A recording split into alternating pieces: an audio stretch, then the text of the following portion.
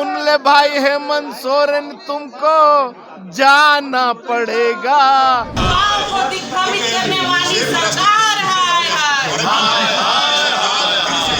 हेमंत सोरेन डूब मरो, डूब मरो, डूब मरो। लोकतंत्र के पवित्र मंदिर में गंभीरता रखनी चाहिए। जनप्रतिनिधियों को लगता है कि ये हास्य और व्यंग का माहौल बना रहे हैं। ये राज इस्लामीकरण की ओर बढ़ रही है, जो है अविलंब राष्ट्रपति शासन लगे। झारखंड विधानसभा के शीतकालीन सत्र का आज दूसरे दिन की अगर शुरुआत की बात की जाए तो भाजपा विधायकों के द्वारा आप देख सकते हैं कि हाथों में तख्तियां लिए हुए मुख्यमंत्री हेमंत सोरेन पर वादा खिलाफी का आरोप लगा रहे हैं।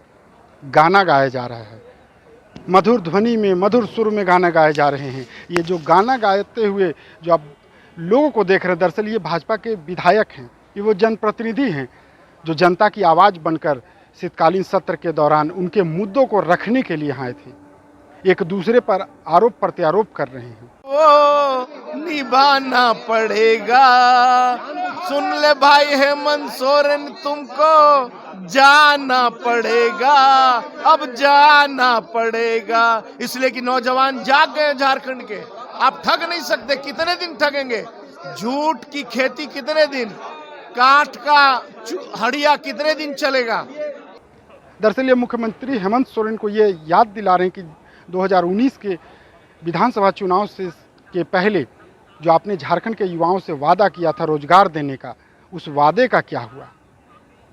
वही दूसरी ओर अगर सदन के अंदर की बात की जाए तो सदन के अंदर आज शब्दों की जो मर्यादा थी वो तार तार हो गई। जिस प्रकार से माननीय विधायकों ने शब्दों का एक दूसरे के लिए प्रयोग किया, हालांकि बाद में विधानसभा की तरफ से उन शब्दों को हटा दिया गया, लेकिन जिस प्रकार से शब्दों का प्रयोग हुआ, इससे झारखंड की एक नकारात्मक छवि बनेगी। जहां एक तरफ झारखंड की जनता इस आस में बैठी है कि जो शीतकालीन सत्र होगा ये हमारे कई अरमानों को, हमारी कई जन कल्याणकारी जो हमारे लिए जो योजनाएं हैं उसे धरातल पे पहुंचाने में महत्वपूर्ण भूमिका निभाएगी। क्योंकि सत्र के दौरान कई विधायक आते हैं जो अपने क्षेत्र की समस्याओं को रखते हैं और उसका निदान होता है, लेकिन न तो यहाँ विधायक अपने क्षेत्र की समस्या रख पा रहे हैं, न तो झारखंड के मूलभूत समस्याओं पर यहाँ चर्चा हो पा रही है। चर्चा हो रही है तो केवल भ्रष्टाचार पर, एक दूसरे के ऊपर आरोप प्रत्यारोप पर, एक दूसरे के कैरेक्टर तक, एक दूसरे के चरित्र तक की बात हो जा रही है। एक दूसरे के घर के निजी मामलों पर टीका टिप्पणी हो जा रही है। हालांकि झारखंड में इस वक्त भ्रष्टाचार की बात करें या गिरती कानून व्यवस्था की बात करें, ये मुद्दे ज़रूर हैं, लेकिन जो अहम मुद्दे थे शायद इनके सामने वो गौन हो गए। वहीं दूसरी ओर हेमंत सोरेन की सरकार के द्वारा आज 8,533 करोड़ रुपए का दूसरा अनुपूरक बजट पेश कर दिया गया। वहीं दूसरी ओर विपक्ष अनुपूरक बजट को लेकर भी ये कहते रही कि पहले की जो बजट राशि थी वो तो आप खर्च नहीं कर सके, भ्रष्टाचार के भेंट चढ़ गए, अब दोबारा से भ्रष्टाचार की भेंट चढ़ेगा ये दूसरा अनुपूरक बजट। अब देखना होगा कि विधानसभा का जो बाकी के जो 3 दिन हैं, यानी सोमवार 19 और 20, 2 दिन तो हंगामे की भेंट चढ़ गए। अब जो 21, 22 और 23 का जो 3 दिन जो होगा वो झारखंड की जनता के लिए क्या कुछ नया उम्मीद जगा पाता है।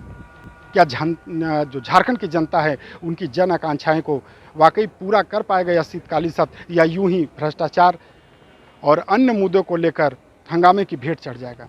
हम ये पूछ रहे हैं कि सदन में ये लोकतंत्र का पवित्र मंदिर है, इसमें बैकफुट में सरकार को लाने के लिए इनको सरकार के विरुद्ध में मजबूत चीज़ों को लाना चाहिए।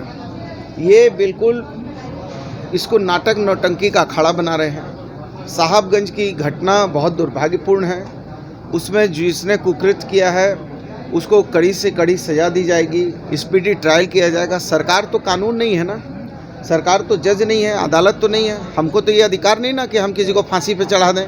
हम तो सारी चीज़ों को माननीय न्यायालय के सुपुर्द करेंगे और माननीय न्यायालय में स्पीडी ट्रायल कराकर उसको आईपीसी सीआरपीसी के तहत उनको कड़ी से कड़ी सज़ा दिलवा के फांसी के फंदे तक पहुँचाने का दायित्व तो करेंगे।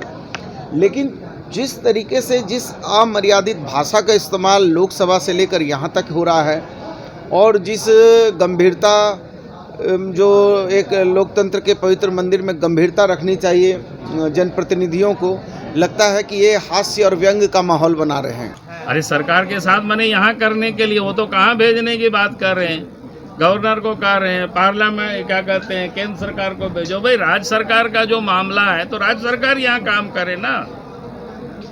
अब केंद्र सरकार को भेज करके क्या कहना चाहते कि कल उसका न्यायिक समीक्षा नहीं होगी, इसका क्या गारंटी है?